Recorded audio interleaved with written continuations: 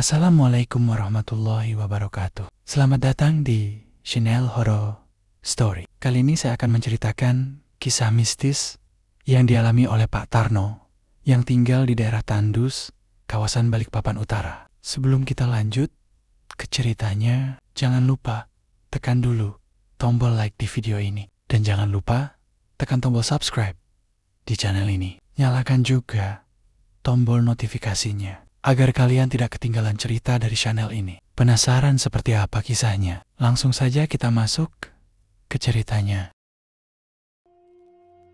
Pak Tarno hanya menggantungkan hidupnya sebagai petani dengan kehidupan yang serba pas-pasan. Dan seperti petani pada umumnya, Pak Tarno juga memelihara hewan peliharaan.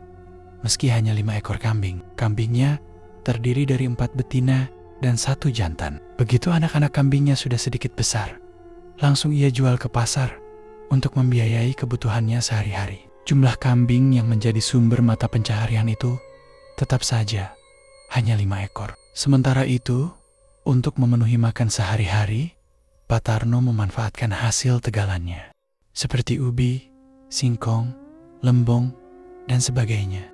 Di musim paceklik, sering terjadi pencurian hewan kambing di daerahnya. Karena kambing merupakan sumber penghasilan, kambing Pak Tarno pun dijaga amat ketat. Hampir setiap malam dia tidur di dekat kandang kambingnya, meski harus menahan bau pesing air kencing kambing. Senjata yang disanding bukan merupakan senjata tajam, melainkan alu penumbuk padi yang jarang dipakai itu. Suatu malam, saat bulan purnama, kebetulan malam itu malam Selasa Kliwon, Pak Tarno sedang menjaga kambing-kambingnya. Menjelang tengah malam, Pak Tarno hanya terbaring di lincak dan belum bisa memejamkan matanya. Hingga tiba-tiba ia mendengar langkah beberapa orang mendatanginya. Semula, dia menduga yang datang adalah orang-orang atau tetangganya yang sedang melakukan tugas ronda. Tapi ternyata jumlah orang yang datang amat banyak. Sebagian ada yang membawa peralatan lengkap untuk mengubur orang yang meninggal, seperti keranda mayat, tempayan air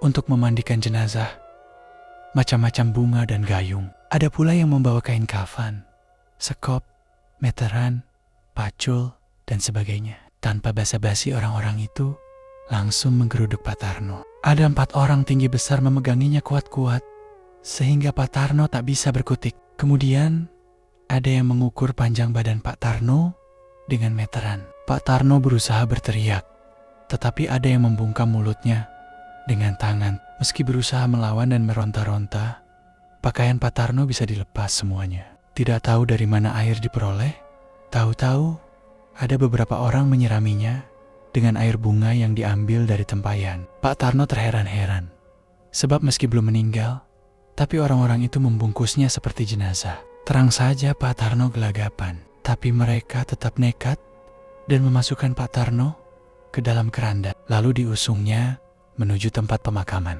Di tempat pemakaman, Pak Tarno mendengar orang-orang itu sedang menggali lubang kubur. Suara nafas penggali kubur itu terdengar ngos-ngosan. Sesekali terdengar pembicaraan, tapi tak jelas artinya.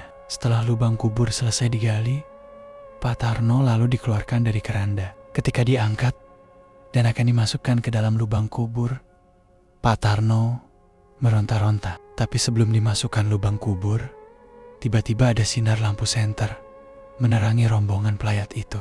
Lampu senter itu berasal dari para petugas ronda yang sedang berkeliling. Terang saja, para peronda curiga melihat banyak orang berada di kuburan malam hari. "Hei, siapa yang mengubur pada malam-malam begini?" seru salah seorang peronda. Mendengar teguran itu, semua rombongan lari berhamburan. Pocongan yang berisi Pak Tarno langsung dilepas orang-orang yang berada di atas lubang kubur itu. Karuan saja tubuh Pak Tarno terjatuh ke dalam lubang kubur. Gubrak! Ketika orang-orang itu dikejar para peronda, mereka cepat sekali menghilang. Langsung saja peronda segera memeriksa lubang kubur, dan mereka dibuat kaget melihat wajah Pak Tarno menyembul dari pocongan dan berteriak minta tolong. Semula para peronda nyaris berlarian, takut melihat pocongan bisa bergerak-gerak. Tapi setelah tahu pocongan itu benar-benar manusia hidup, mereka cepat-cepat menolong. Terlebih lagi ternyata yang dipocong itu adalah warga setempat. Pak Tarno yang bugil itu lalu dipinjami sarung dari peronda. Sampai di rumah, Pak Tarno dirawat semestinya. Setelah ditanyakan pada salah satu paranormal, Rumah Pak Tarno memang angker dan sering didatangi lelembut. Hingga paranormal itu akhirnya memberi solusi dengan memberikan Pak Tarno sebuah penangkal. Dan berakhir kejadian mengerikan itu tak pernah terulang kembali.